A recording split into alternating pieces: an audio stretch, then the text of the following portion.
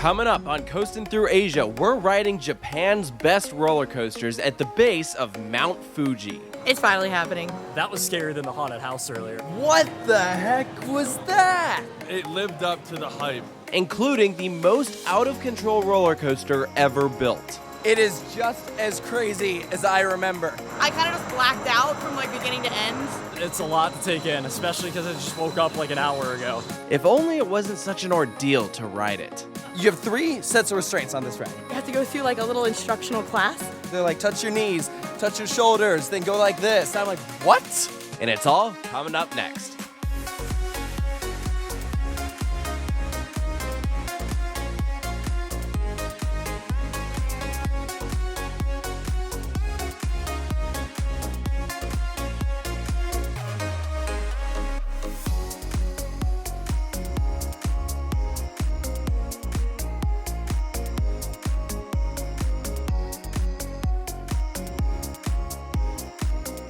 That view from our Airbnb is unbelievable. Seeing Mount Fuji and Eejanaika, but the only thing better than that view is our current view with it literally right behind us. It's finally happening. I can't believe it. We're here at Fuji-Q Highland. That is Eejanaika. Right behind it is Fujiyama, Zokkon. Basically the country's craziest thrill ride. I know. I'm so excited. We booked the priority pass, which means we get to go in a little bit early because we know that the operations can be a little, we got here at like a couple minutes after 8. It's now 8:25. We assume we're about to be let in. And the park opens at 9. Yes. So we are gonna go straight for Eejanaika, hopefully get first train, Yes. and then hopefully be able to run around, get second Yes. train, and we'll see how it goes. We are here also at the back entrance. There is a train station literally right here. There are 2 entrances into the park. The other one is on the far side by Fujiyama. So this is another park that we booked our tickets in advance because we wanted to get the priority access, like I said. So I think we're gonna be let in soon. It was very vague online. Like it was just like, you get to enter early. How early, we don't know. But the one that we had to scan pictures of all of our faces, and then they check them here when we walk in. So it's like kind of overkill. Yeah, well, every time you go to board a ride, they're gonna scan your face, and it's linked with your ticket.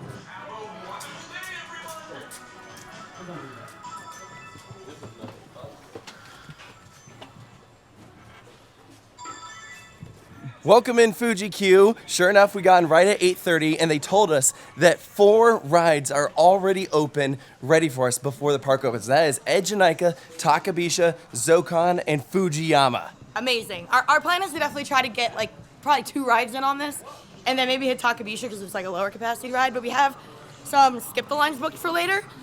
We booked one for Eejanaika for around 1 p.m. and we have one booked for Zokkon at 10 a.m.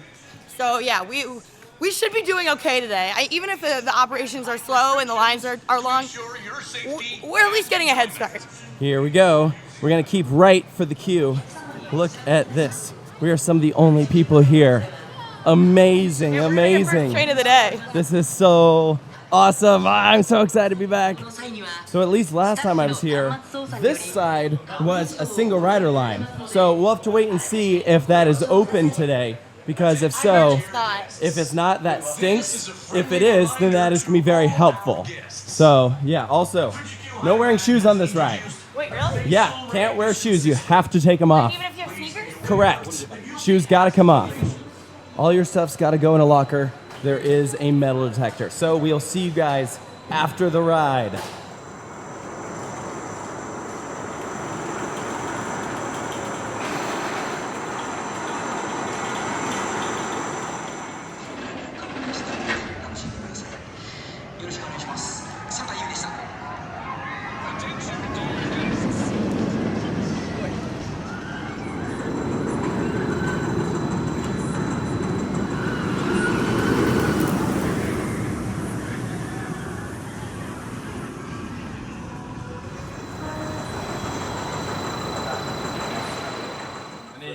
I need a minute to myself. That scared me so bad I like cried. You okay? I'm okay. Am I not like... It's like a mix of like, I've been so excited to ride this for so long that I'm crying, and also because it scared me so bad and I acted like a child and I'm embarrassed. I like grabbed you and screamed like a little kid. And it's like, and I'm here with all my best friends. Sorry. Yeah. I get it. Sounds came out of my mouth that I didn't know I could make. I was laughing like a madman. I can't believe I just wrote that. We just wrote Eejanaika. We just wrote Eejanaika. Oh my God. I didn't know. I haven't ridden X2 yet, so this was like doubly surprising That's for me. insane. Yeah. No. So that was probably the craziest thing you've ever experienced. Watch the poll. Yeah. Yeah, no, for sure. But the best part was hearing him cackle the whole time. Like, I've never heard him laugh like that, ever. It's 8:48, so we're immediately going around again because we will have time for another ride before the crowds come in. If we get lucky, by the time we get off, if we make this next train, then we'll be able to get in line for one more thing before the gates open.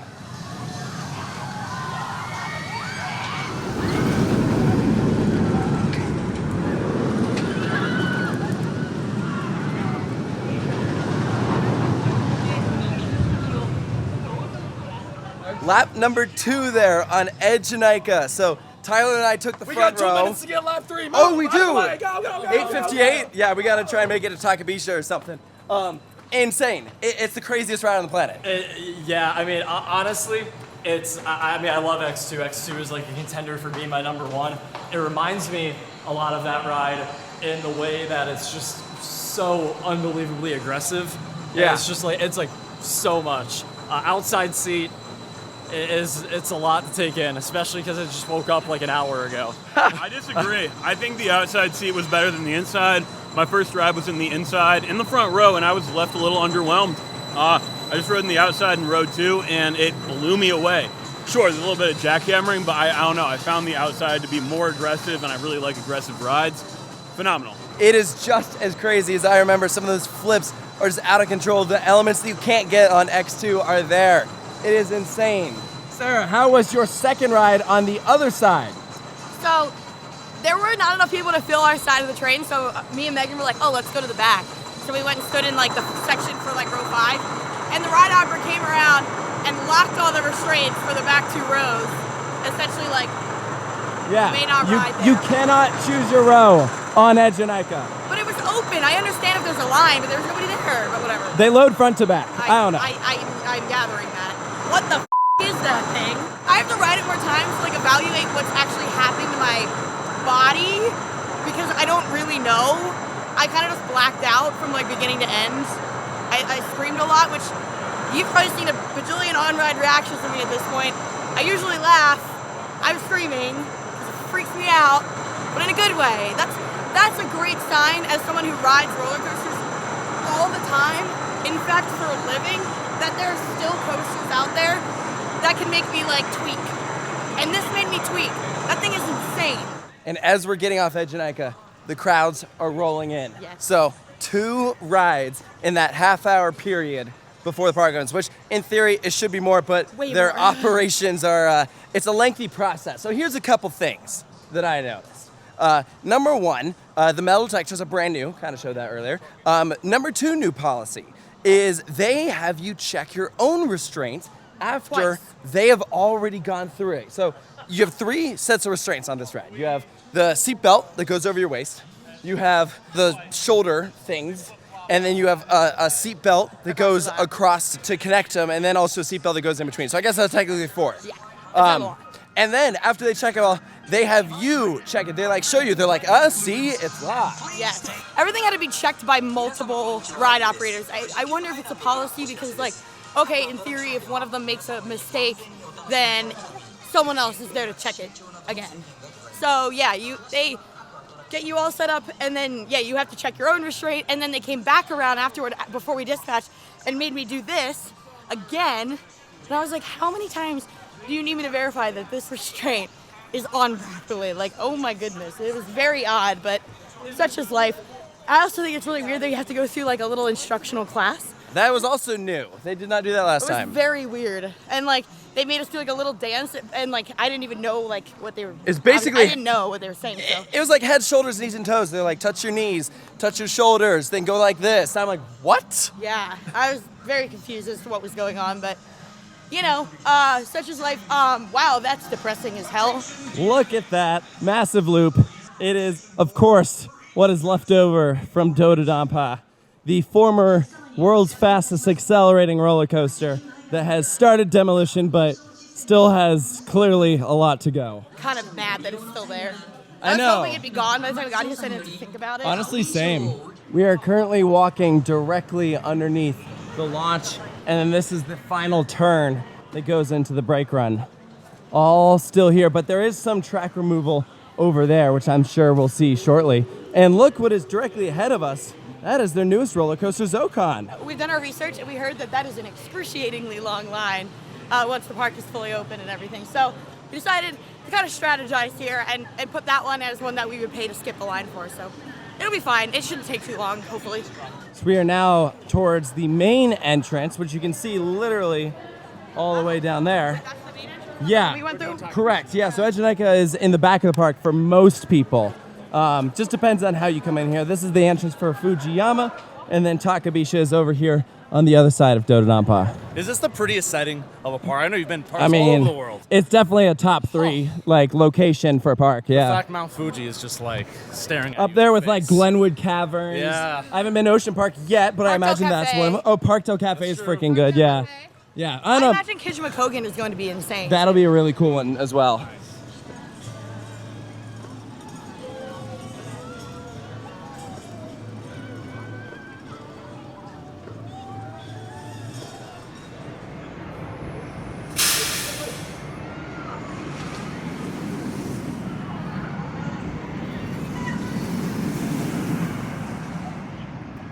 Here she is, Takabisha.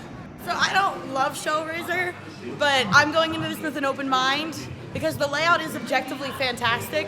It's just uncomfortably rough. Something you'll quickly notice when you come here to Fuji-Q is that all of the lines are structured the exact same way. It's these narrow access ramps that just gradually slope up. It's really interesting. Here's the depression that will just ruin my day. There it is. What about our day? You've ridden it. Yeah, seriously. Why do you? It's just sad. It's It just is really sad, sad. Look yeah. at that. They added metal detectors to this too. Wow. I wonder if they add them to all the rides.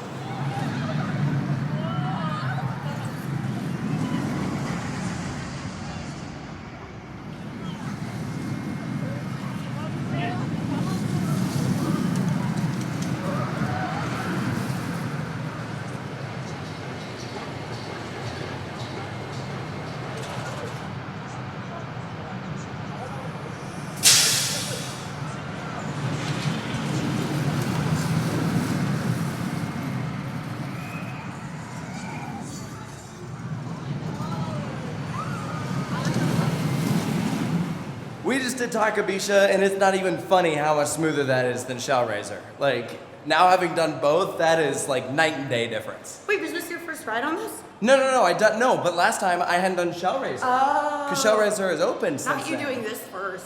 That's how a lot of people did. This was That's open for a hilarious. long time before they cloned it. Yeah, that's fair. Yeah, no, Shellraiser, again, it's fantastic layout, very, very uncomfortable ride experience.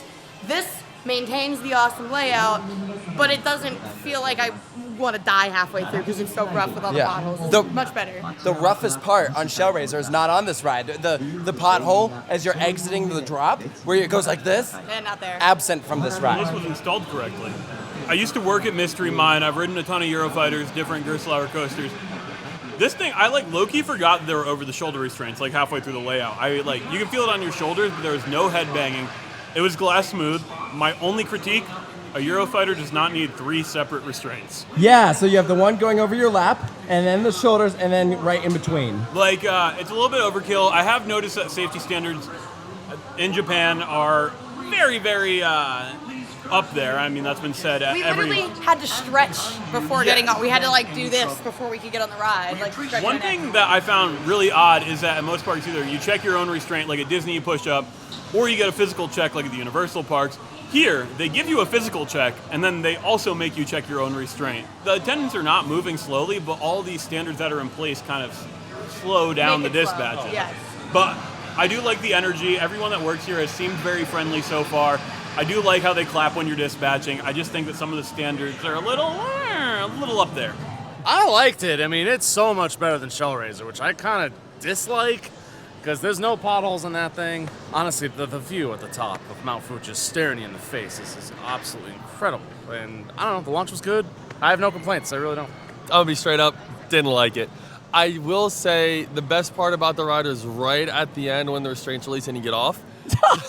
The second greatest part about the ride would probably be the launch, obviously. If there's one thing Gerstlauer does well, it's launches. Launch is really punchy. Other than that, it was still, to me, it was still shaky and just, I didn't really enjoy it. So, yeah. It's an improvement over Shellraiser, but still not that big of a fan. So while we got a head start to head to Takabisha, you got an extra ride on Eejanaika. Where'd you sit? We actually let a couple groups go in front of us so we could get the back row. It lived up to the hype. I thought it was much better than X2. I sat on the outside seat as well, so I was kind of a little nervous that it would be really herky-jerky, but it actually wasn't bad at all. I would say the further back in the train you go, the better it is. And it was just felt crazier, but it didn't hurt as much as the front.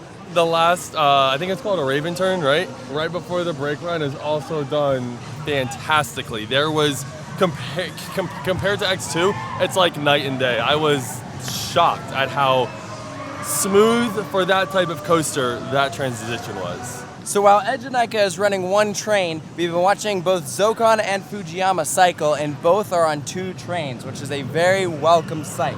One thing about Eejanaika is that this morning before opening, they were cycling both trains. So the blue train, the second train, is ready to go. So hopefully they're just waiting for it to get a little more crowded and they'll add it on for capacity. I'm not going to hold my breath, but it does seem like the blue train was ready to go as well. So last time I was here, this plaza was very, very different. So right here was a wild mouse. That got removed shortly after I visited. And then over here was a Frisbee themed to pizza, which they have since relocated to be over there. And there was also this haunted house where you rode it with headsets on, and it was really, really spooky. And all of that has been removed to make way for Zokkon. Yeah, literally right here you can see, ended its life in 2019. That was the same year I visited. So I actually kind of got one of the last rides on this thing ever. Does this hurt to see? This is depressing, but they picked the best looking train front because they had some weird iterations of the design for this coaster, and this was by far the slickest one. So I love that they have that on display. But yeah, this is crazy. One of the things I always thought was weird about Dodonpa, look at the wheels. They're like tires. It's so bizarre, just the way that this ride was run. Okay, I'm gonna have a little nerd moment. This is really cool because obviously as a coaster nerd growing up as a little kid, you would watch these videos of coasters you never thought you would get to see, go to, or even see the ride vehicles. And now here we are looking at Moonsault Scramble, kind of an iconic ride due to just the size of it and the amount of forces it pulled. Well, and when it opened, it was the tallest roller coaster in the world. It just wasn't a complete circuit. How cool is that? And now we get to obviously it's not the ride, but it's the ride vehicle that cycled through the track. Who knows how many times, but that's just so cool and fulfilling to see.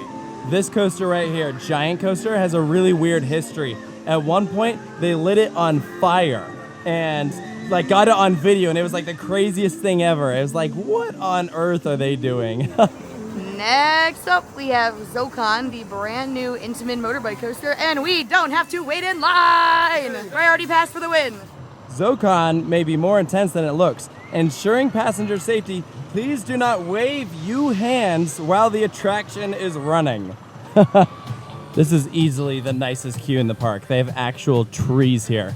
And also, I'm pretty sure the station is on the ground, so you don't have to go through those skinny elevated platforms over and over again. And this is the line we are bypassing, a 70-minute wait. Yeah, no thank you. All right, so we have our return time here. I don't really know what to do once we click on it. It just says a staff member will assist you. But we got it for 7 people, and it's dated for a 30-minute time slot. And like every other ride here, everything goes in a locker, but at least the lockers are free.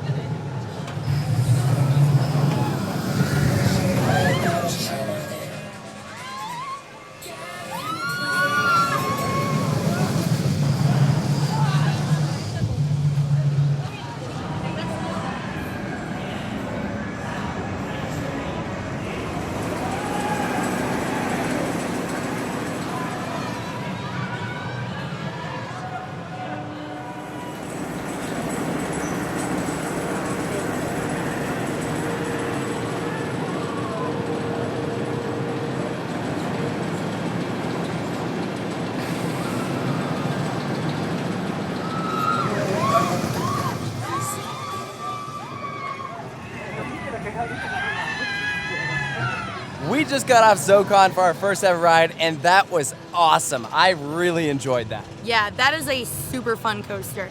It actually surprised me in a couple spots where it felt more intense than I was anticipating.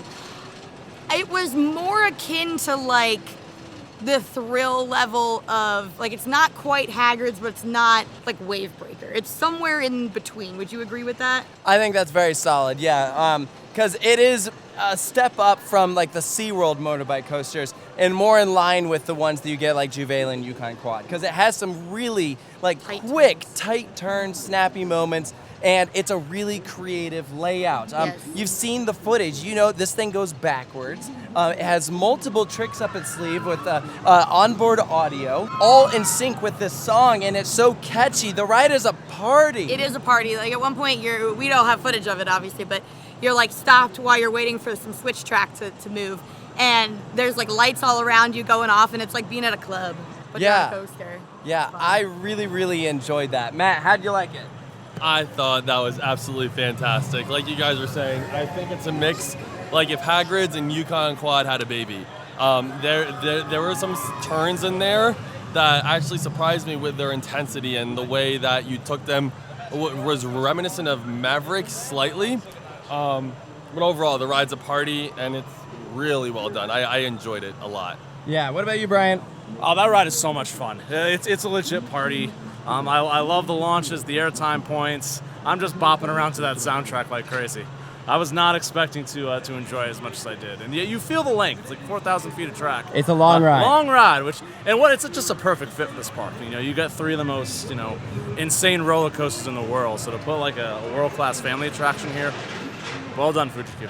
The only downside is there's a section of trims right there before you enter the second launch to go into the spike, and that kills it a little bit. Like, I understand it's a really tight turn, but it's weird to have a speed reduction like that and then immediately go into a boost. I would also say another downside is just, again, it's the same on all the rides, but like the overkill on safety stuff is like, it to some level sucks the fun out of things a little bit. You have to literally go through like a class for each ride. Like, it feels very like belittling almost. Like, and I understand, like you said, it wasn't like that in the past. I think this is a post-Dodonpa accident thing. Yeah, and like I understand making corrections and things when like something goes wrong, but I think going as far as like reprimanding people in the station, like I didn't have my hand on the grip things like right away, and like they were like, you have to hold on to them. I was like, okay. Yeah, okay. They tell you when you're about to board, before you enter the station, they're like, here's proper seating posture. Lean forward, don't lean back. And they're like, look into the turns. That is an actual line they tell you. They're like, remember, like if the train is about to turn right, you should look to the right. Yeah. And I'm like, I feel what? like here's the thing is like, there's things feel intuitive. So when they tell you things that are like super intuitive like that, like I feel like it can kind of feel like, I don't know, like again, like babying almost. But the problem is that is the reason that Dodonpa closed. If you look at the official statement that was released, there was a whole packet about it. the reason why the lady broke her back on Dodonpa is because she wasn't riding properly. She was like turned during the launch, and it is such an intense launch that that's what did it. And it's obviously horrible that happened, Oh, God, but yeah. this is definitely an overcorrection. It's like, wow, we can't ever allow that to happen again. So we are going to tell you step by step how to ride this, and it's a lot, man. It was not like this before. It just makes you kind of feel like, do you guys not trust your rides at all? Like, it feels like, I don't know, a little suffocating, but, you know, I'm all for safe procedures at parks. It's just like, this makes IROC look light. I do wonder, though, if they were able to implement all of this, why couldn't they have implemented it for Dodonpa and kept it open and just had the same kind of instruction manual? So, from my understanding, the Japanese people are very trusting of things. Like, there's never been an accident on a bullet train. So people are like, yes, bullet trains are like the way to go. And so when an accident happens on a roller coaster out here, the people's trust in that ride immediately goes away, even though it's given millions of riders. So they're like, wow, there was one accident on that ride. So it's like, nope, you're done. But even if it wasn't necessarily the rides, exactly. I mean, there's actual like physical examples you can look at in the country of Japan of when there was an incident and the impact that it had. It's caused entire parks to close. It's just the culture out here, you know? So it's intense. yeah, something to be aware of. This is another new attraction that was not here before. I guess after they removed those buildings, they put in this little go-kart track. Oh boy. Yeah, I don't know if it's included with admission or not. I can't tell, there's no line. Yeah, there's no one here. Also, this display of the coaster trains used to be up front, so I think that's another thing they kind of moved around when they brought in the new coaster.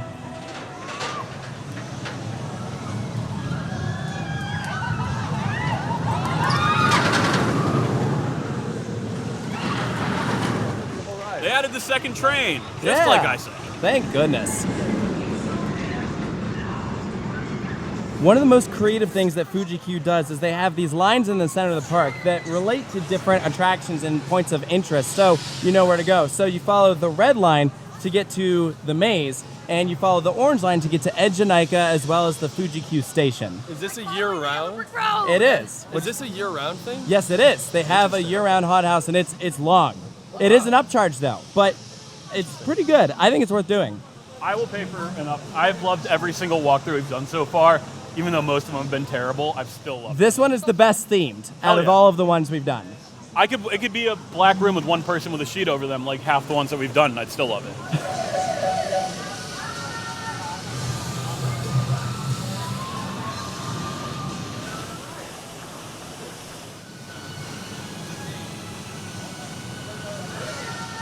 This says 3D shooting ride, and I had no idea this existed. I don't even know what this is. It said now open, so it might be new. It could be. I have no idea. But it's also a 10-minute wait, so like... I can't wait. It's going to have over-the-shoulder restraints and a seat belt, and then they're going to duct tape and Velcro me to the seat. I love this. They're going to be like, here's proper riding position for the dark ride. What are the food carts?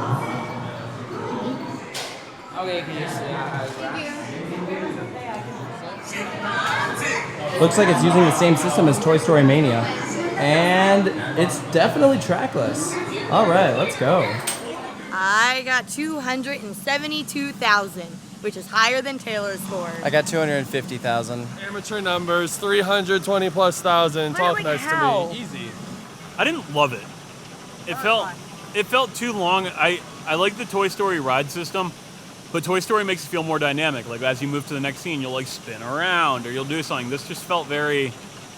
But I think Toy Story Mania is too long, too.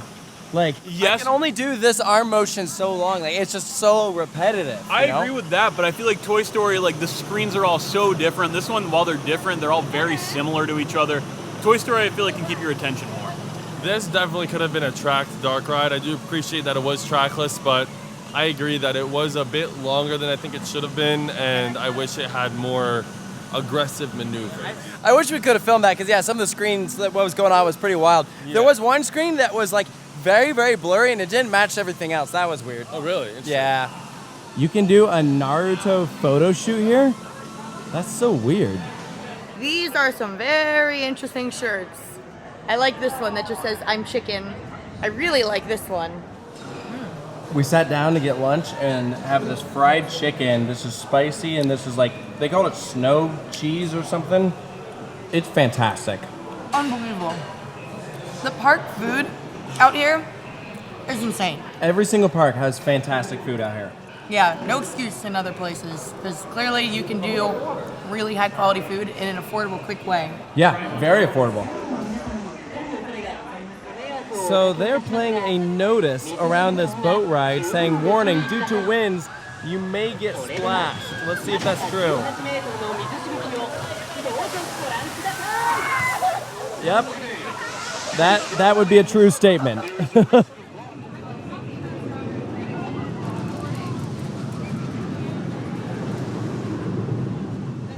What is this? It's called GeGeGe, no Kitaro monster story. GeGeGe. Yeah, but what is it? We're gonna find out. What? Put on headphones and listen to monsters? Yep, it's okay. Good, yeah. No problem. Yep. No problem. Wow. Okay. Yeah.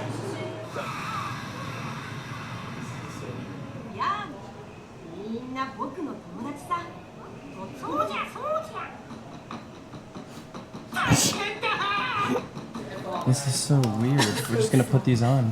We're just facing a wall. Alright, we're gonna listen to something Japanese.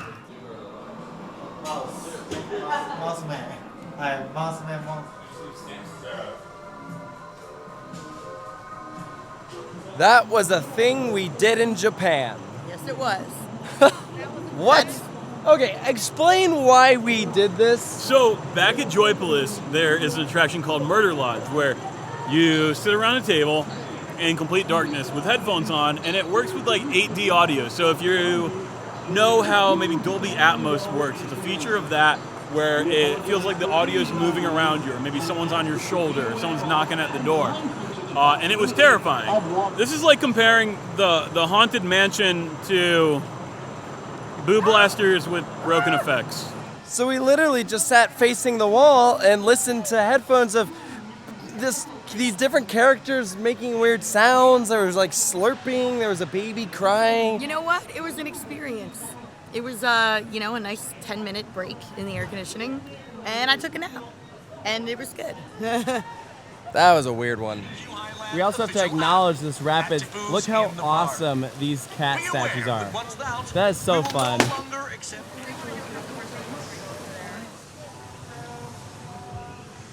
I really expected this to be gone by the time we got here. It's crazy to see it still standing, knowing it'll never cycle again. You can still walk right up to the loop for Dodonpa. Oh man. Oh, you gotta think that they're gonna start taking this thing out pretty soon. Is that literally weeds going through the track? Wow, they've let this thing like really grow over. That's how long it's been sitting abandoned. Like the last time a train cycled on this thing was quite a while ago. Look, there's little plants, everything going through the track. Oh, I miss this ride. This is just so sad. One of the must-do attractions here at Fuji-Q Highland is their haunted hospital. It is a separate ticketed admission, which we just got, and we are good to enter right now. So it says on here that it's a 40-minute experience, and that it is a 900-meter long route. That's long. It's long. Last time I did this, it was definitely not 40 minutes. Was it close? It was, no, it's not. They grossly overestimate. But also, maybe some people walk slow. Unfortunately, no photography or videography, so we'll not be able to show you guys the inside. Do not scare each other. Do not scare each other. What's even the fun of that?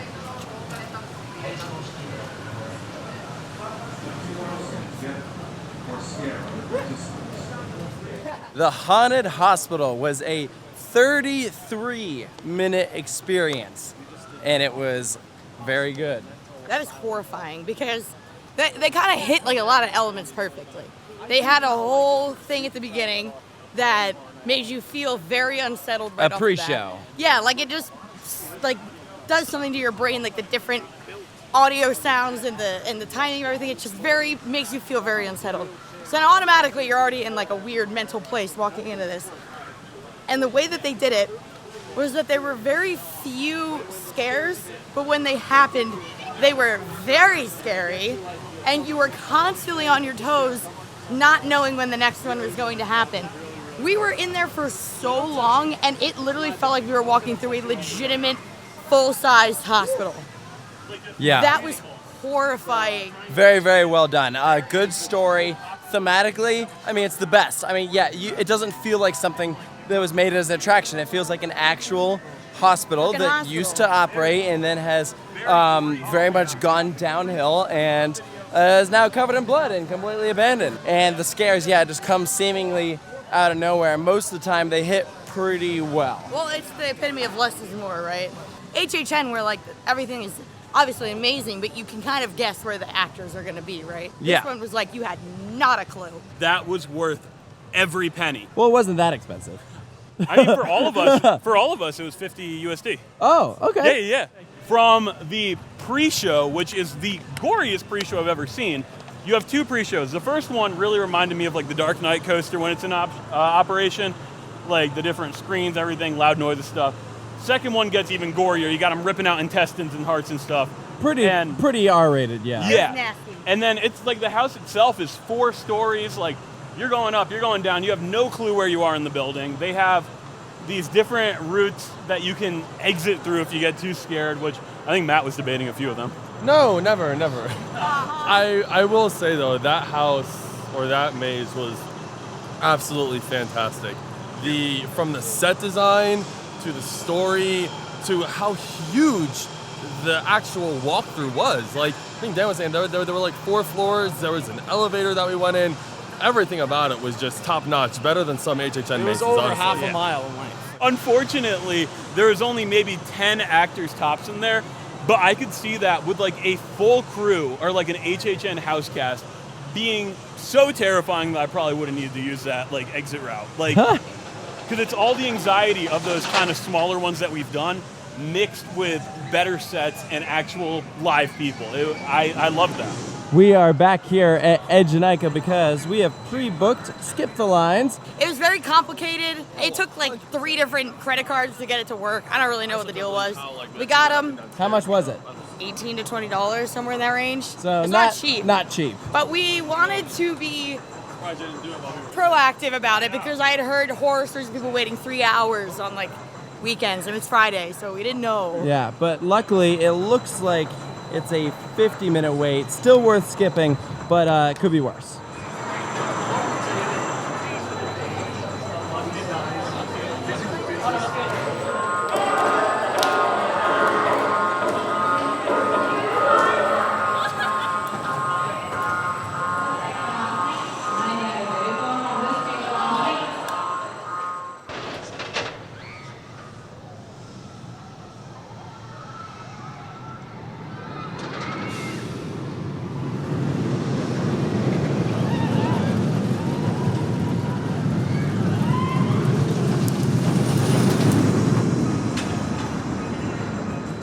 Another lap there on Eejanaika. So I was in row 3 inside. Where'd you sit? 2. What'd you think?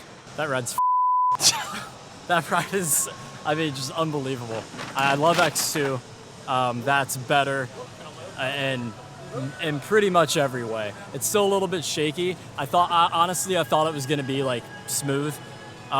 It still has like a little bit of a bite to it, which I like, but I can tell that if it was a little bit hotter, and if we like kept riding it like we did that one day at Magic Mountain, Yeah. we rode X2 like what, 8 times in like that span. So many. I feel like that would like legitimately knock me out if we did that here. The more I ride Eejanaika, the more I'm reminded how I prefer it towards the back of the train. But the irony is I've never actually gotten the back row because you can't choose your row. So it's kind of just luck of the draw. That time I was in row 3, and I honestly think I prefer it over the front row. I mean, front row is amazing visuals, but the back, you just have to pull, and it's just so good. So fingers crossed for a back row ride before the end of the day. I got to ride the back row on Eejanaika. Not you doing the back row before me. Okay, but I haven't done the front. That's You've fair. done that. All right. So what do you think of the back? It's crazy. I honestly don't think the difference between the rows is like ginormous because it's not like a crazy long train. And the ride is so, pardon my French, but bat crazy already. Like no matter where you sit, it was all gonna be like the whole time. And that's exactly what happened. Let's go for another lap on Zokkon. We are skipping the line yet again. What's it at, 50 minutes, I think it said? I feel more inclined to do the skipping the lines here. 1, because the park tickets aren't that bad. And 2, because out here, more than like pretty much anywhere else I've ever been to, the lines just don't really move quickly because of how many steps are involved in the operational process. When we rode this morning, all this was filled. Now it looks like it's up to here. So I do think they're overestimating the wait times, but it's also very tough to say actually how much this line moves.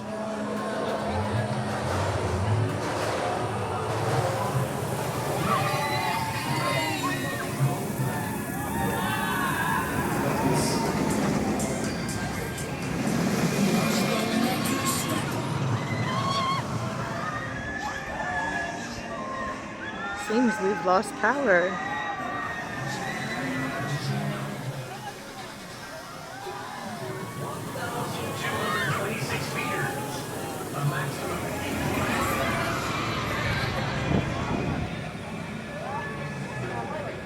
We just got off Zokkon, lap number 2. Megan, what do you think? I would like to rename it Dopamine the Ride because I think I'd have a hard time being upset or exhausted or like mad coming off of it. I know that that is just a me experience and not everyone feels that way, but I would like to rebrand it as Dopamine the Ride. It is a very happy experience. I love every attraction that I have experienced here. I have thoroughly enjoyed. Every employee we have come across has been as nice as they can be. But what's the but? I've worked in the industry since I was 16. You know, I was an attendant at Six Flags. I've done internships at different properties. I'm now in a leadership role at another property. And whoever is the head of this park, putting together their standard operating procedures and their policies and stuff, I don't think has ever worked in the front line, nor do I think that they have interacted with manufacturers, because it just doesn't make sense. A lot of the things that they are doing as their safety policies are very much just for show. Like adding 2 seatbelts onto an attraction, they make you stretch before. They tell you how to sit down. It's like, I want to enjoy this park because it's beautiful. I love the atmosphere. I love the lineup. It's just, I'm very dumbfounded, especially as someone who is very hands-on. I would never pull on someone's seatbelt, physically check it, and then be like, okay, check your own seatbelt now. It's like, I don't get it. The front row on the thing is so fun for the wind in your face. It's similar to Hagrid's, how you're just riding on a motorbike. You feel like you're the only ones there. It's a really, really nice, like, visual experience. Yeah, the forces don't really feel different, whether you're in like 1 or, I think I was in either 2 or 3 the other time. Like, it's all feels the same. It's mainly just the visual aspect, like you said, of feeling like, oh, I'm on a bike on this thing by myself. But I feel like any other row, because the forces are pretty mild, like, I don't think if you were in the very back, you'd get, like, completely yanked like crazy over anything. I think it's all fairly across the board. At least that's the vibe I've gotten. Like, I haven't heard anyone say, like, oh, I sat in the back and it just destroyed me or anything like that, you know? Yeah, there's a few little, like, humps where it, like, mimics an airtime hill, but you don't really get any, like, actual negative forces. And you know what? That's fine. Yeah. This park has so many high-thrill, insane roller coasters. I think it's good that they have something a little more chill. Sure, and you know what? The high-speed, like, transitions, those are, like, fairly forceful. So, like, I think it works out pretty well. I will say, you can feel, like, a little bit of a shake on the trains, and it's funny because actually in the pre-show when they're instructing you how to ride, they tell you will feel your body like going side to side, and I'm like, really? Like, I didn't really feel that at all. It's you have to pay attention. It's not so obvious that it takes away from the ride. I would say it doesn't take away from the ride at all. But I didn't notice at all, so I guess not. Yeah, but I just thought it was funny that even the park acknowledged it, you know? Yeah, definitely. They're like, I don't know, they like to warn you about every little thing, even if it's not something to be worried about. But I get it. I'm sure some people would see that and be like, oh, not for me, not gonna ride this. But I think that also that could steer people away from riding something that they'd probably totally fine doing. So Yeah. probably make people a little more stressed than they need to be. Exactly, yeah. They have characters out walking around doing photo ops. What? Who are these people? Is this like the Zokkon theming all over again? I have no idea, but this is kind of awesome.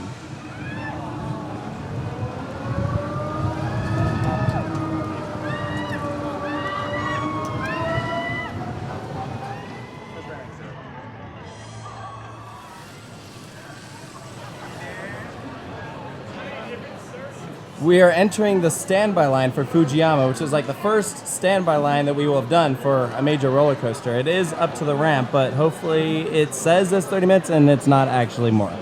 The most intense roller coaster in the world, says the park with Eejanaika just across the pathway.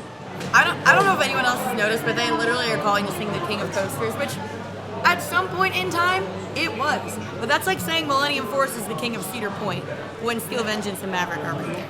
Because Eejanaika is right there.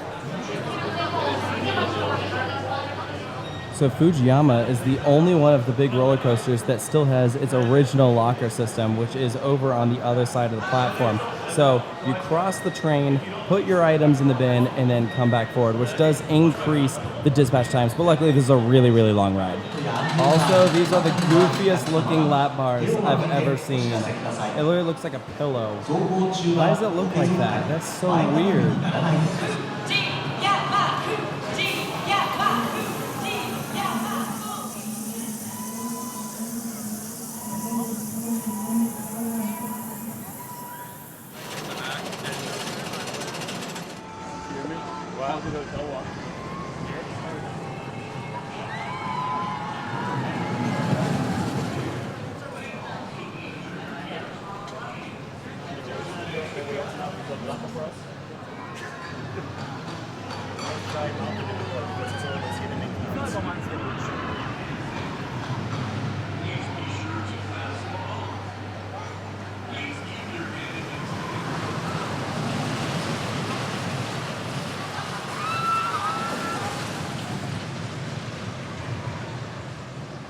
Fujiyama, what the heck was that? So, okay, based off of your reaction, you either didn't ride it last time you were here, or you wildly misremember it because you were shocked. Okay, so I only rode that one time, and it was in the middle, and I remember getting off thinking it was so mediocre. I was just not that impressed at all. I was in the middle. You were not really in the middle. You were like in row I was 4. Row 4? Yeah. It's a really long train. So I got row 1. I actually sat with like a stranger, which is a little counterintuitive to what you would think Fuji-Q's policies would be like, because they've been like separating parties and are really weird about it. Even if there's an empty seat, they're like, no, you can't sit in that empty seat. It's really strange. Yeah, we've literally had people in our group ask a person who is like Japanese, like, hey, can I sit with you? And they're like, yeah, totally, sure. And then the grouper will come and see someone who's Japanese sitting next to someone who's American and be like, no, like, you have to move. And we're like, whoa, wait, what? Yeah, it's so very weird. That time it was fine. The end hills are so janky. It's like the first half of the ride, it's like, there's some floater airtime. Anytime there's a straight section of track, it is great. The turns are really janky, but then the end, it's like, It's bizarre. It's absolutely, every turnaround was like messed up. But then, yeah, the ending was like, I'd have never felt anything quite like that on a ride. Like, the profile on that was just so absolutely bizarre. But because of that, it made what could have been a fairly kind of boring ride hilarious. Hilarious. Yeah. I don't know what happened with that thing. It was wild. Awesome.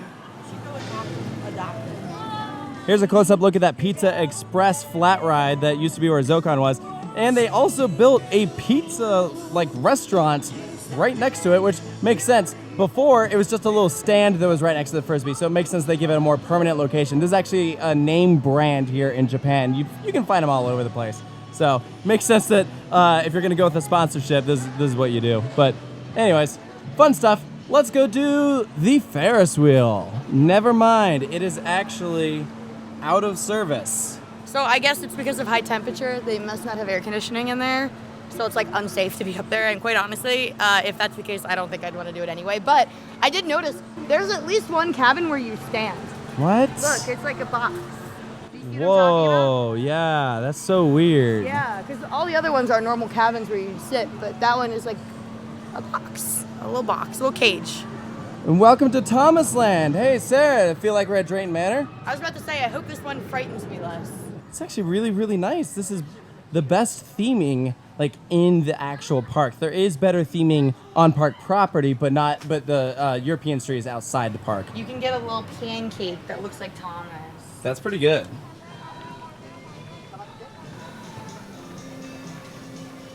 Steamworks? I sure hope it does. Aww. This might be one of the goofiest looking flat rides I've ever seen. Thomas's happy smile. It's very, very bizarre. Yeah, it's a little frightening too. It's kind of hypnotic, like they're all just staring at you.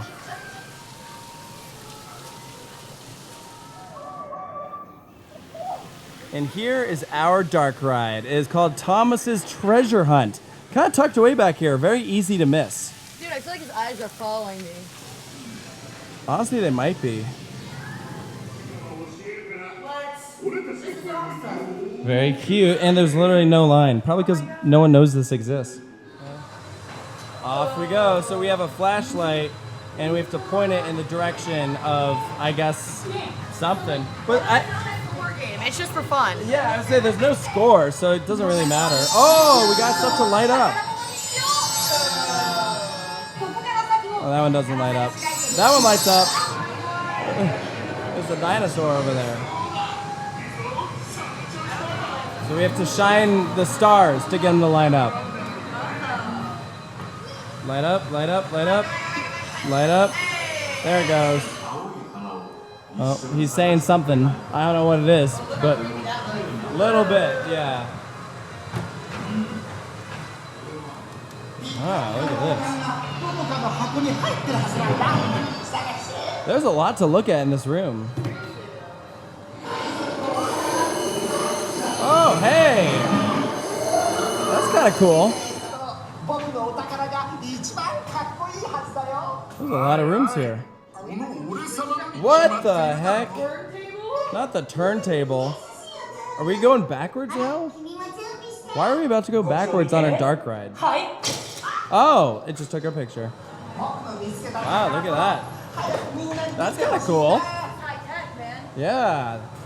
They spent so much money on this little ride. Oh, look. Yeah, there it goes. Now we're about to go forwards again.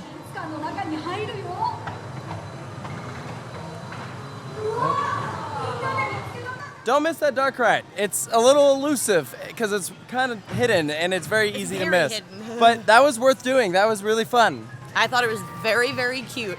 There was literally nobody there, though. I don't know if that's because all the little kiddos, for the most part, have gone home, or people really just don't know about it. But I liked it. As an adult, I approve. So what do you think of Fujiyama? That ride is demented. I had no idea what it was going to be like. I mean, I did Bandit a week ago now, and it had some moments of aggressiveness, but that ending on that ride is insane.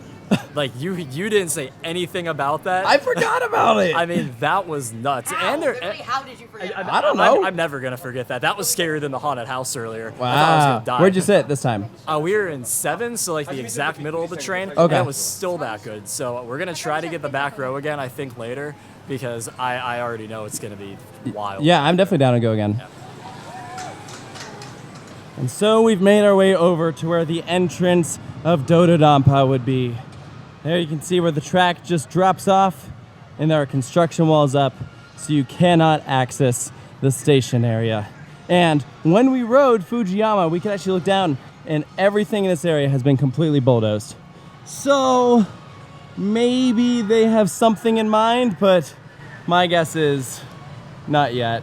Maybe soon, though. I imagine that removing everything else in the park will start as soon as we're really into the off-season of Fuji-Q, because that would be hard to do when guests are in the park.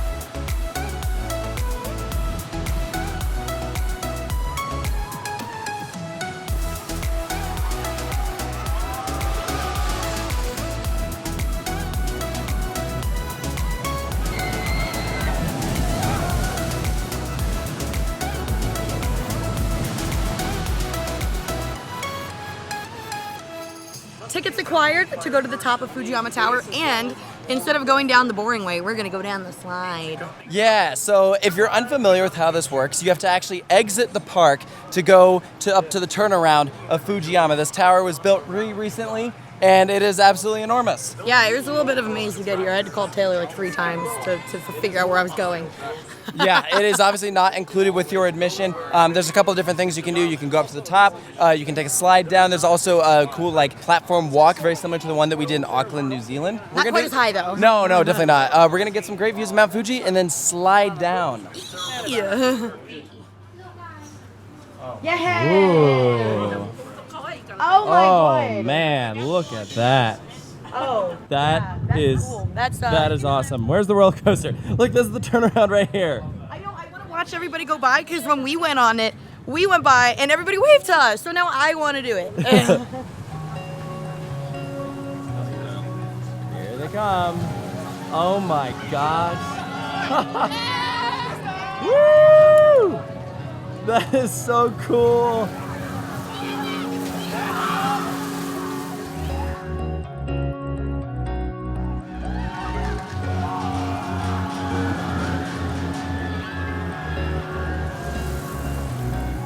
Hi.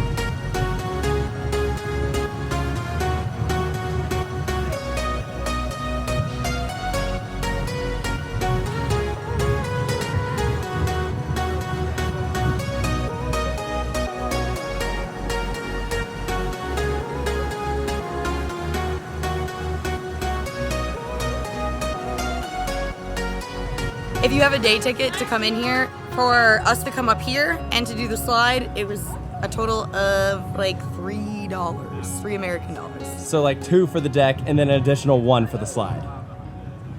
You guys are about to do the slide? Yeah. What are you wearing? I low-key a bit excessive, but I guess for the slide, I kind of get it. Did you go down on a mat? Yeah. Well, there it goes. Yeah, this is how you have to ride it. You like hold on to the mat and that's where you put your feet in. This is so crazy.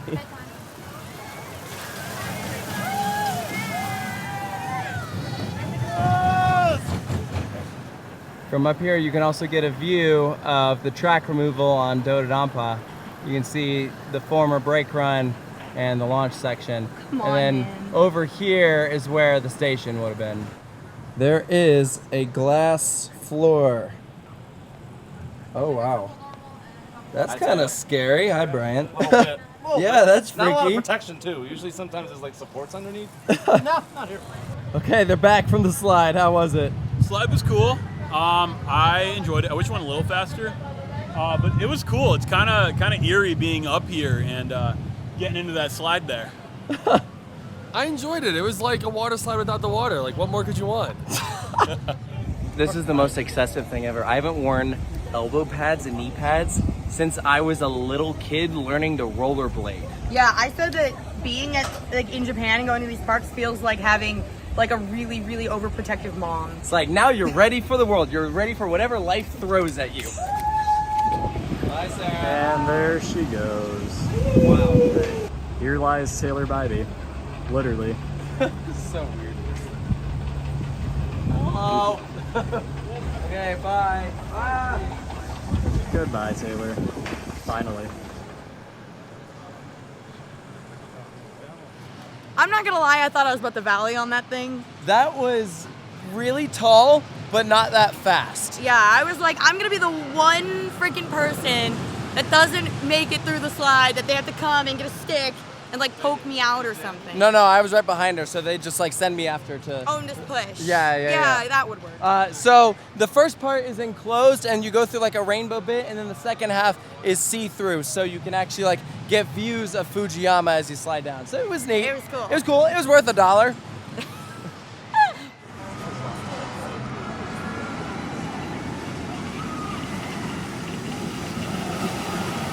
And from Fujiyama, we have to re-enter the park through this big old gift shop. This is not the formal entrance. You don't actually enter the park until after you go through the gift shop, and then after you go through the streets of Paris, and then is the park entrance. But all this still feels like the property. It's like part of making it a resort, you know? It's like downtown Disney. Yeah, it is. I like it. Or City Walk. Have you noticed that they just keep chanting Q, Q, Q, Q, No. Q, Q, Q, Q, Q? You didn't hear that? Oh my gosh. Yeah, over the speakers. They're like, Q, Q, Q, Q, Q, Theme Q. song. Like Fuji? Yeah. A lot of classic Japan merch, aka cute and cuddly stuff, and not a whole lot of like shirts or like theme park memorabilia. They do have a lot of Mount Fuji stuff, interestingly enough. I'm chicken. You're chicken. Oh, I literally was just looking at it. I am chicken. You heading out? Where are you headed to next? How weird is it that this is right outside of the theme park? Like, this is technically not ticketed. Anyone can just walk around here, visit the cafes, and there's roller coasters right behind.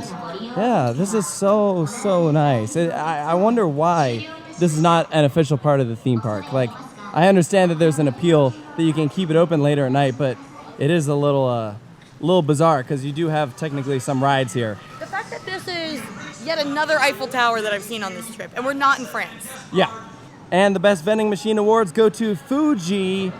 You can buy a drink from the name of the park. So when we exited to go to Fujiyama Tower, we just had to get our face scanned like they've been doing at all the rides, and then we do the exact same thing to get back in. So super easy, barely an inconvenience. Oh, what a good reference. But I'm gonna need you to get all the way off my back, okay? I literally stuck my tongue out and it still recognized me. But earlier when I was really nasty and sweaty, it didn't. Ridiculous. You had the face scan out of the park. Yeah. Silly. Okay. The line for Fujiyama is still open. The park closes in an hour and 10 minutes. And Eejanaika is currently listed at a 30-minute wait according to the sign out front. So logically, it should still be open. But this is very much a guessing game. What does this even mean?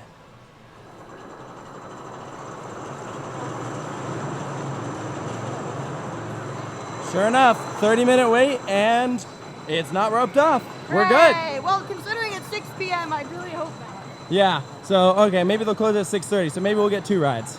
All right, here's the final ramp into the station. That's it. That's how many people are ahead of us. Yes, but somehow it'll still take 30 minutes because we have to do the washi, washi, washi. Washi. I don't know what that means.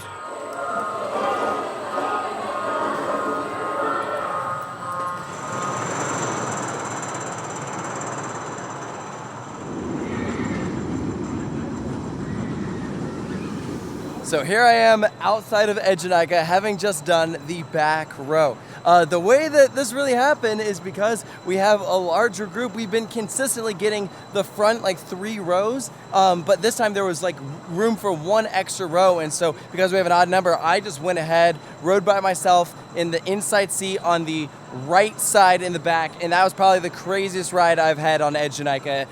It was a night ride, and it was just flying, just the way that the train pulls you over the drop, whips you so fast through those elements, and the rotation also feels like it happens quicker because the front of the train has a little bit more time that's just now reaching like that valley or that higher section, and so you rotate like it's still snappy, but when you're in the back it's like bam, because all that train has already passed that. It's moving on to the next element. So it's just such a quick succession of moments. World-class ride. Phenomenal. You have to do this if you are a fan of X2. If you've ridden that ride, you like that ride, I promise you will love this thing. Get yourself out to Japan at some point in your life. This ride is freaking incredible. It deserves the hype it gets, and I know I'm one of those people that hypes this thing up. But seriously, like, it's just so good. And I came back around to see if it was still open, and it is. And it's 6:20, so logically they should be closing this line in about 8 to 9 minutes. So I'm gonna go on in and then meet the others right after. Hey, hey, hey! Look at this. What'd you guys do? We did the Gruslower Skyfly thing. How'd you do? I got 39 inversions. 39? I followed close behind him and just. Wow. Yeah. That's insane. So here we are. We have reached the cutoff time for today's queue at Fujiyama. Fujiyama, they just closed the line. I think they're going to close the line for this in like 5 minutes. Yeah, I'm ready to get my last ride on here and never step foot in this property again. And here is the end of the line. They just announced over the intercom that Eejanaika has closed for the day. Matt, you noticed that they were spieling over the entire park. Which rides have closed? I think that is something cool if you're gonna. I think it's a good idea if you're going to close lines early. I just wish you would give people like a warning, like, hey, this line's closing in 5 or 10 minutes. If you want to ride, head over there. But other than that, if you're gonna close the lines before the park, I think that's a smart idea. So where'd you sit last ride? Front row. Oh, how was it? So Brian and I sat together, and weirdly enough, I think that was by far, and I rode in the very back row, that was by far the most intense spot on the ride. That may be the most intense coaster experience I've ever felt. Like, Yeah. legit, it was wild. Especially it was our first night ride, front row. I was on the outside seat. Yeah, Brian's pretty sure he might not be able to have kids anymore. for Yeah, that I ride. get hit in places that I didn't want to be hit, but that's okay. It happens. It's part of the fun. It's part of the fun. That was so insane, though. Oh my gosh. But yeah, no, like, part of it is obviously the visual is insane, like, because every other ride I've had, I've been looking at other ride vehicles, but this was just like, oh, there's everything, the track right out in front of you. But I don't know what it was, because you would imagine that the forces would feel more intense in the back, but they absolutely do not. The front literally was like rip your face off, like intense. I was like terrified. It was the scariest thing ever. Our bodies are just thrown everywhere. Yeah, especially the turn right outside here. Like that's when the incident happened with me. And it's honestly less smooth up front. Yeah. Well, I don't know how that happened, but it's fine. It just adds to the intensity. It's a very unpredictable ride, which makes it great. Time for our final ride. Gonna miss this thing, but I think we're getting last train of the night. And interestingly enough, they actually did go down to one train, so it's only blue train at the moment. Red train is over there on the storage track. So interesting, it started off on 1, went to 2, and then went back down to 1.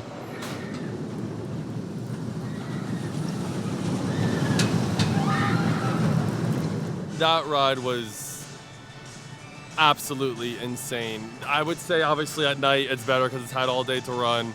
But Eejanaika, honestly, if you didn't like X2, you probably won't like Eejanaika. But if you kind of liked X2, then you'll love this ride. What's weird is that the more towards the front you get, the more like herky-jerky the ride gets. I would say my favorite seats would be rows 4 and 5 on the inside seat because the transitions almost feel a little bit smoother, and I feel like I can enjoy the ride more. But overall, this definitely lived up to the hype. It's just terrifying in the best way. I think my hot take for the day is that I really don't think that the gap between this and X2 is that large. I definitely put this over X2. But X2 has a few other things that I think I like a little bit more.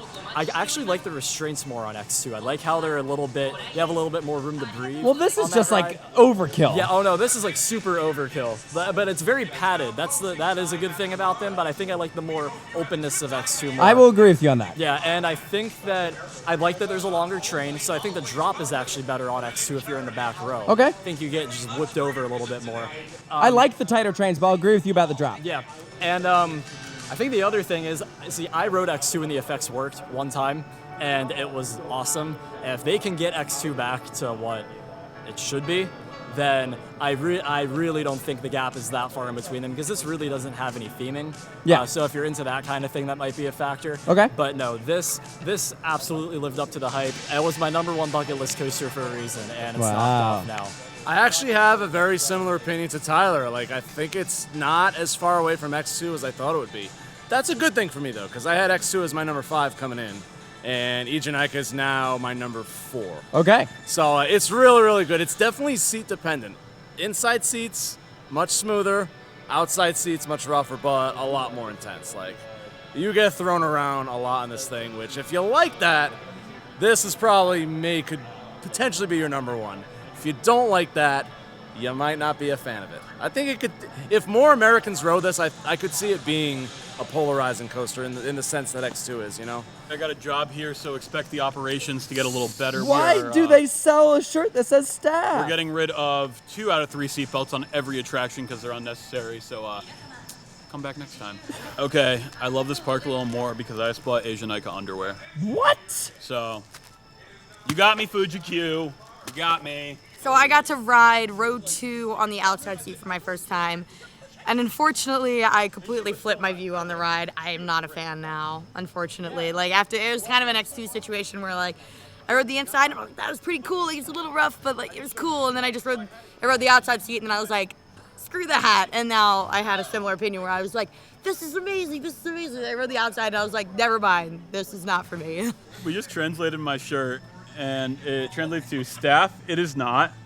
I can't guide you to anything. I can't explain anything. I can't help you. Are you joking? Very fitting. Very fitting. Very fitting. Oh my gosh. Freaking hilarious. The back pretty much says, I am not the one. I am not the one. I'm not the one. I definitely like the layout significantly better than X2.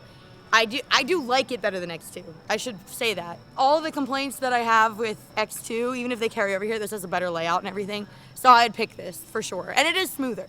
I think the roughest parts of this ride are nowhere near as rough as the roughest parts of X2. Well, the Raven turn is the worst, and that Yeah. is just not a thing on this one. Like, it is, but it's not rough like that. Yeah. Like, the rough spots are just different here. And I wonder if there's, like, a way to do something to, like, give extra support to the outside seats so they don't have that problem. I would love to see a new take on the Fourth Dimension coaster, because the last one that was built was Dynaconda, so logically, there should be an improvement over this one. Maybe How many years in between are there? I don't know how many years exactly off the top of my head, but was it 10? I think this was 02 and Dynaconda was 2012? I don't know. It was a while, but logically, you know, companies improve over time. So, like, I want to see a Fourth Dimension coaster get built that is like in the modern day. I want to see what S&S can do now.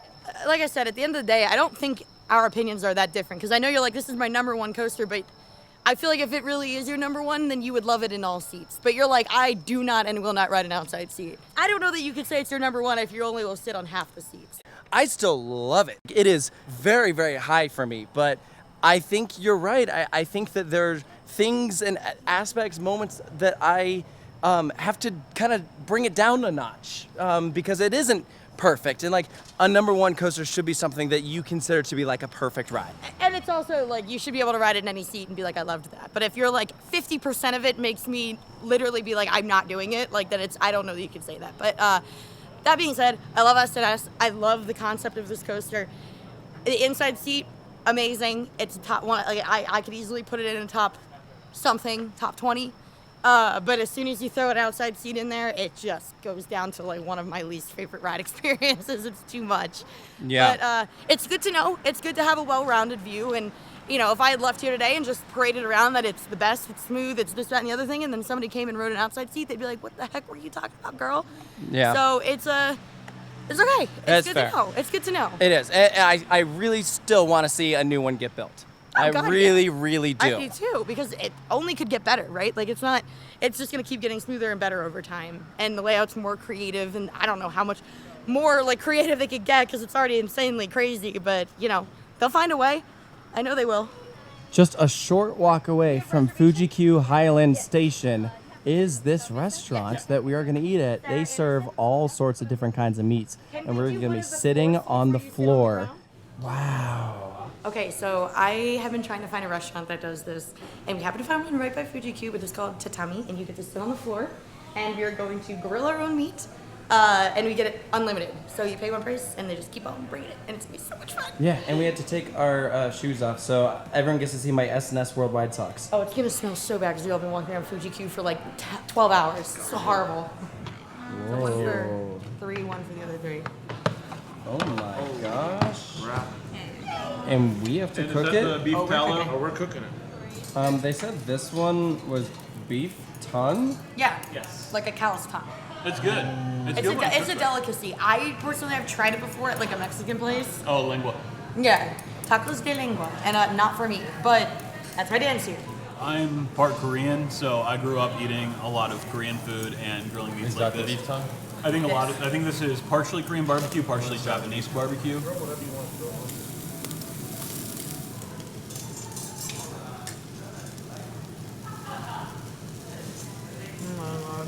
Oh my god, you're filming me. call. Joe was gonna try tongue first this time. This kind of weirds me out, but whatever. I ate zebra at Fantasialand. When in Rome. Ours is not bad. It's just kind of chewy. Yeah. It's a weird consistency. How's the grilling going? How are you doing over here? First time doing something like this, right? Yeah, no, this is excellent. You like it? It's really good. It's fun, right? Everything is so flavorful, and the fact you get to cook it is kind of cool. At this point, we've ordered so much food, but you know what? It's just so affordable compared to the U.S. Like, if you were to do this exact same thing somewhere else, and it's been incredible. All right, we're back at our Airbnb. That was just an incredible meal. Probably the best meal of the trip, and one of the best meals I think I've ever had. Definitely, agreed. Matt, you hanging in there? Yeah, the meal was really good. However, so my beef that I have with Fuji-Q Highland, I think I said that right. Fuji-Q Highland is that the park is absolutely fantastic. It has a pretty good lineup of rides. It has a really awesome haunted walkthrough, as you've seen. But the policies and the way the park is run is absolutely abysmal. It almost feels like they're babying you or they're coddling you along. Like, I know how to sit down. I know how to buckle a seatbelt. Okay, you need to check my restraint, that's fine. But they sit you down, they make you buckle your seatbelt, they check it, and then I guess to ensure that you know that it's locked, they have you check it. That's the only logical way I can think. And sometimes they have another person come check it too. Exactly. There are multiple people just to check a seatbelt, and the restraints, like the lap bar isn't even down, or like the harness on isn't even coming down or whatever. It is overkill to the max, and that definitely, it didn't ruin the day, but it definitely left me feeling some type of way as I left. Taylor was telling me that back in like 2019, it wasn't like that. So I'm assuming maybe the incident with Dodonpa introduced some of those new policies and procedures. I think they introduced all of them. It honestly felt like a completely different park in that regard. Like everything that I thought I knew about the way Fuji-Q was run was different. Really? I was like, oh yeah, last time I was there, I just rode Eejanaika over and over again. I didn't even need to buy the skip lines because of the single rider lines. And it's like, okay, well those are gone now. The one big difference I noticed this time that I will give them props for is they were running 2 trains for most of the day, which I have seen them not do that. So I can at least appreciate that, yes, that is a step in the right direction. Like we saw sometimes cars like dueling on Takabisha, and that's Which great. was pretty cool. Yeah, I'll give them props for that. And Zokkon was constantly sending trains. Like one thing that they improved when they added a new roller coaster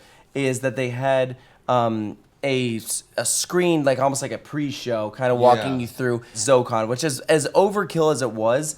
That was a better than a lesson, essentially. Kind of felt like a school teacher on Eejanaika.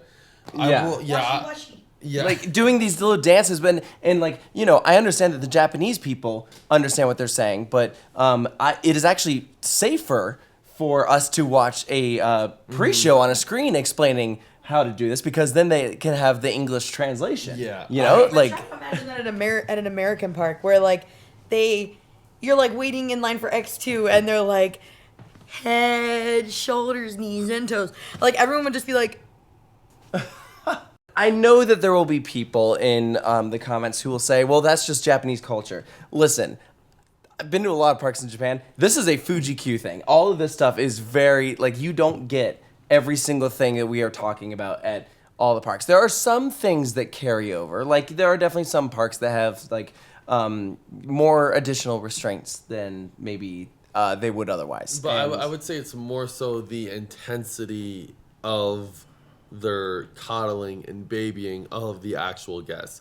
And something that I had to keep reminding myself throughout the day was that you can't get mad at the employees because they're only doing what they're told. And I will say they're doing a very good job, like almost too good of a job. Everyone was so nice, like very good customer service. Everyone was super, super nice, but the policies felt like they came from upper management who never checked the restraint, or thinks that, you know, if you add a seatbelt that's not from the manufacturer, it's going to save you if the restraint fails. It feels like the policies came from people who, I don't want to say don't know what they're doing, but They're overcorrecting. yeah. They're like, we can't allow what happened with Dodonpa to ever happen again. We can leave no room for error. So you have to explain it in a way where it's like someone doesn't, as if they've never ridden a roller coaster before, which I understand there will be some people who are in that position. But it's like some things like explain how to sit down. And I'm like, come on. Borderline insulting. I'm not gonna lie. Like I felt like very much like talked down to when it was like seeing how it was explaining to you like how to sit down. And again, it's a cultural thing that like I'm sure they're very used to it, but it felt like I had someone holding my hand all day.